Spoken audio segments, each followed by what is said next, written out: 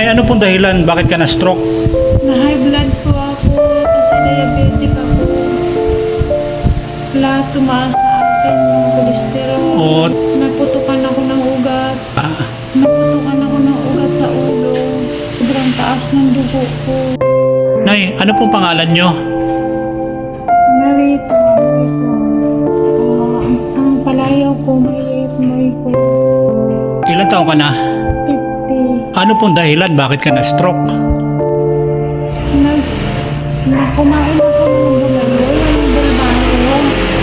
Yung bulbaro sa buto. Ayun na, high blood ako sa hapon. Sumakit yung ulo ko. Hanggang sa, yung ganito ko, yung namamanhid na yung kaliwa. Sobrang masakit ang ulo ko. Tapos na yung mukha ko. Kumaano na yung mukha ko. Hindi na ako masyadong makasalita. Tapos nabulol na ako. 27. Nay, ito po ay walang bayad. Nay ha, walang bayad yung hilot ko. O ako po ay tumutulong lang sa katulad mo. Kaya nakita ko kayo sa Hindi, anong masasabi mo kay TV Bisaya ngayon na nandito na? Wala talagang nilalabas na kahit singkong duling. Kaya Legit na legit talaga, Nay. legit talaga. Kung sa mga nawawalan ng pag-asa dito sa TV Bisaya, nag-try lang po ako na i-message siya. Dito naman agad. Kasi walang bayad, kaya wala man akong pambayad sa mga therapy ko eh. Kaya nagsubok lang ako sa kanya nag-message ako. Pang ilang? Akala ko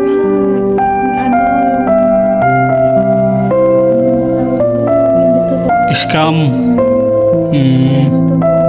Dito na po siya. Thank you, Lord. Sana bumalik na ako kasi tinakuha na ako ng pamilya ko.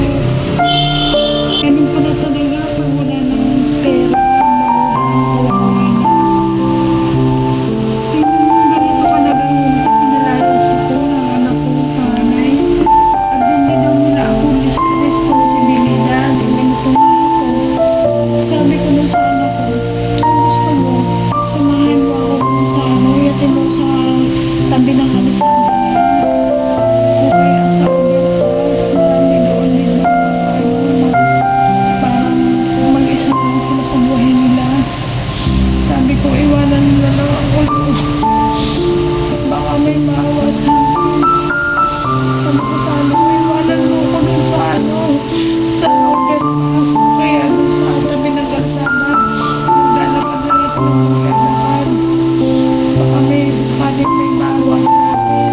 Pakamatay na ako kasi sobrang sama ng loob ko. Kasi balaki. Oo. Hindi. Kasi maganda yung araw. Kasi may trabaho ako. Maganda yung trabaho ko. Kaya parang nagkalimutan ako. Hindi ka nagsisimba.